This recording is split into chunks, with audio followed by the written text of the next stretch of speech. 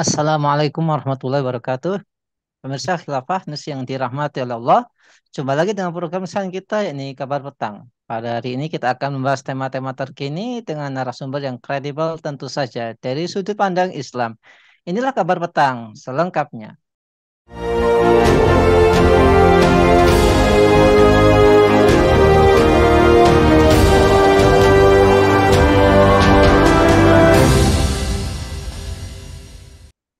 Pemirsa, ratusan massa menggelar aksi unjuk rasa di depan Gedung Merah Putih KPK, Kuningan Persada, Jakarta Selatan pada hari Rabu 5 Juli 2023. Ratusan massa yang didominasi oleh pemuda itu menyampaikan sejumlah tuntutan kepada KPK. Salah satunya meminta agar lembaga anti rasuah mengusut tuntas dugaan transaksi janggal sebesar 349 triliun rupiah di lingkungan Kementerian Keuangan.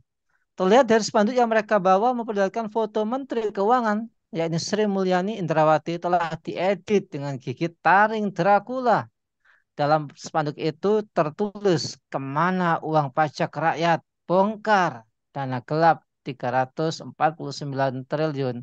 Apakah skandal 349 triliun cuma sebatas viral, yang kemudian tidak tuntas dan tidak pernah terungkap?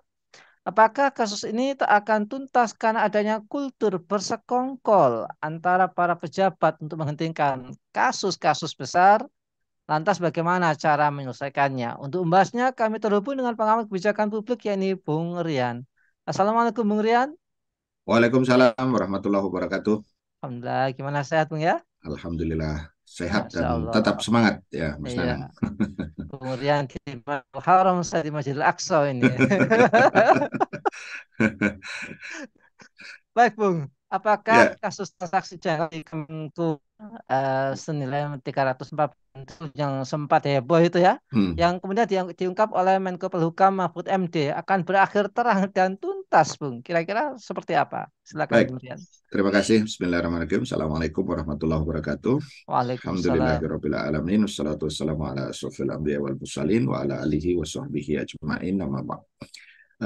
Pertama, Mas Anang, kalau kita bicara tentang apa yang sudah tadi disebutkan, yaitu tentang kasus ya transaksi janggal ya senilai 349 triliun, ya saya kira kita kalau berbicara tentang proses ya, mungkin hari ini kita melihat ya ada satu proses yang sudah berjalan begitu ya, tetapi kita melihat memang kalau bicara tentang dua hal ya, terang dan tuntas gitu ya.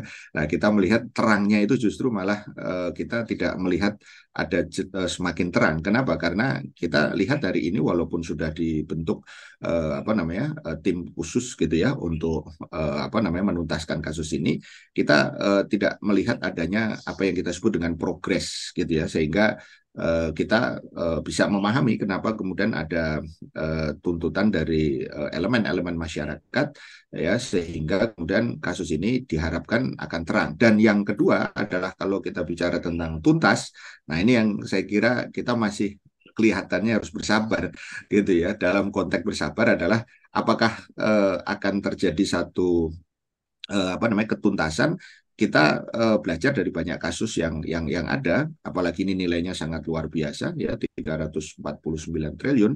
Eh, Kalau dari sisi prosesnya tadi masih kelihatan belum ada progres yang signifikan, saya melihat ada potensi bahwa tadi apa kasus ini tidak akan tuntas. Kenapa? Jangan lupa bahwa pemerintahan Pak Presiden ya hari ini itu sudah tinggal menghitung waktu begitu ya, ya kurang lebih saya kira efektif mungkin 1 tahun kurang gitu ya. Sementara jumlah yang apa dipersoalkan pun juga tidak main-main begitu. Jadi saya kira kalau poinnya adalah terang dan tuntas, justru yang terjadi kita melihat potensi untuk tidak tuntas dan transparansinya juga kita patut untuk kemudian mempersoalkannya. Saya kira itu, uh, Mas Anang. Iya, kalau kita bicara kasus-kasus gede kayak gini kan seolah-olah ada mafia kan gitu ya. Nah, Mhm. apakah ini eh, ada dugaan kasus ini nggak akan tuntas karena adanya kultur bersekongkol di antara para pejabat untuk menghentikan atau dalam bahasa saya menggelapkan kasus-kasus besar gitu ya. Ya, kalau kita lihat ya negara ini sebenarnya kan sudah bergerak ya kepada apa yang disebut dengan negara korporatokrasi. Ya, di situ ada apa yang disebut dengan persekongkolan ya antara pengusaha ya dengan penguasa yang kita sering sebut sebagai penguasaha gitu ya. Kalau pengusahanya banyak jadi penguasa hahaha gitu kira-kira. Nah, artinya apa? Memang ini sudah semakin kita rasakan semakin kuat ya kultur tadi persekongkolan itu artinya kalau seandainya kasus ini kemudian tidak tuntas dan kemudian ada semacam tadi dugaan ya bahwa memang ada pihak-pihak yang terlibat gitu ya itu apa namanya dikaitkan dengan persoalan persekongkolan saya kira sangat terbuka kemungkinan itu begitu ya jadi artinya gini ini menjadi tanggung jawab karena bola kan sudah ada di tangan pemerintah begitu ya. Apakah mau tadi tuntaskan ya dengan apa tuntas-tuntasnya gitu ya dan dibuat terang seterang-terangnya ya ini akan tergantung sekarang bukan lagi sekedar pada para pelakunya tapi apakah pemerintah punya keinginan yang kuat untuk menyelesaikan itu. Nah, saya kira pada satu sisi apa yang dilakukan tadi sebagian dari elemen masyarakat itu bisa sekali lagi bisa kemudian dijadikan sebagai satu tadi dorongan agar transparansi ini juga kemudian bisa apa namanya ungkapkan ya sehingga tidak ada kemudian tadi dugaan persekongkolan itu. Jadi sekarang buka kasus ini seterang-terangnya buat progresnya apa detail mungkin ya karena sekali lagi angka ini tidak main-main. Angka ini bukan angka yang ecek-ecek dan yang lebih penting adalah bahwa masyarakat akan sangat kemudian menilai apakah tadi kasus ini hanya sekedar apa menjadi semacam tadi apa drama saja gitu ya yang akan nanti malah membuat masyarakat semakin semakin tadi apa tidak sabar ya dengan kinerja dari apa yang dilakukan oleh para pejabat negara. Saya kira di situ, Mas Nana. Baik, Bung Rian, apakah pembicaraan terkait hal ini akan dibatasi ya top secret lah, Hmm. karena apabila diungkap akan banyak pihak-pihak yang terlibat. Ibaratnya kalau diungkap ini banyak ikan paus yang masuk perangkap gitu ya. Ya, Silakan. ya, saya kira tergantung sekarang kan tadi saya sudah katakan ini bola sudah ada di tangan apa namanya pemerintah. Kalau pemerintah memang memiliki keinginan yang kuat, saya kira tidak ada yang tidak bisa dituntaskan gitu ya. Dan artinya berarti ini tinggal pada persoalan tadi political will-nya sudah ada begitu ya. Tinggal bagaimana kemudian kekuatan untuk mendorong itu. Misalnya ini saya sampaikan terkait dengan hari apa Bayangkara kemarin ya kita masih apa namanya hangat begitu ya sebagai hari di mana kemudian polisi memperingati gitu ya kelahirannya ini itu kan sebenarnya momen yang bagus untuk apa namanya juga membuka kasus ini seterang-terangnya. Jadi sekarang persoalannya bukan lagi pada wacana tetapi pada tindakan hukum ya yang penegakan hukum yang dengan bukti-bukti yang saya kira sudah sangat sangat detail yang ada di situ kita tunggu ya. Jadi artinya kita tunggu ini kita dorong terus kita kawal proses ini agar jangan sampai berhenti. Kenapa? Siapapun yang kemudian terlibat itu harus dibuka. Tidak peduli dia pejabat atau kemudian dia katakanlah mungkin pemain biasa hanya semacam pemain figuran begitu ya. Jadi bukan pemain utama bahkan tokoh intelektualnya saya kira harus kemudian diungkap dan ini yang lagi-lagi kita katakan tadi tidak ada progres yang signifikan begitu sehingga sekali lagi kita harus terus melakukan dorongan-dorongan secara apa masif agar kasus ini benar-benar ditangani secara serius. Saya kira itu. Baik, iya. Kayaknya kita ini ya kayak mobil mogok gitu harus didorong-dorong ya. Baik, Bung Rian, apakah dari kasus ini menunjukkan penegakan hukum itu masih camping bahwa prinsip equality before the law atau Hmm, kesetaraan dalam bidang hukum itu masih dipinggirkan, tidak tegak hmm. lurus sebagai negara yang berdasarkan hukum atau yang katanya Rechtsstaat gitu ya.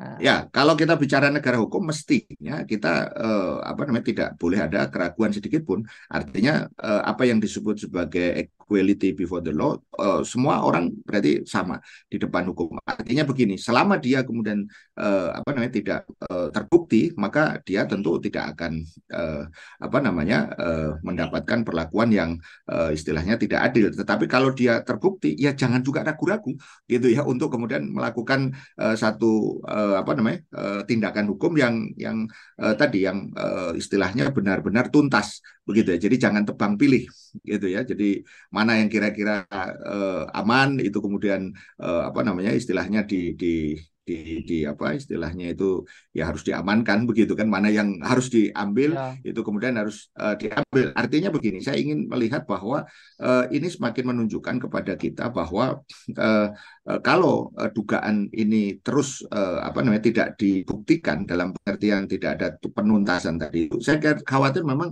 kita sudah bukan lagi apa namanya negara yang berdasarkan hukum, tapi justru berdasarkan pada tadi kekuasaan dalam pengertian apa, siapa yang berkuasa dia akan selamat, sementara yang tidak berkuasa ya maka tentu saja ini akan apa kena ya dalam konteks proses hukum ini. Nah, ini yang saya kira mesti kemudian menjadi perhatian bagi kita semua. Jangan sampai kemudian kita ada istilahnya, dulu ada istilah begini, ada festivalisasi kasus gitu ya. Jadi rame di ini di awal begitu ya, viral kemana-mana. Tapi ketika sudah masuk kepada detail, masuk kemudian kepada penanganan secara konkret ya.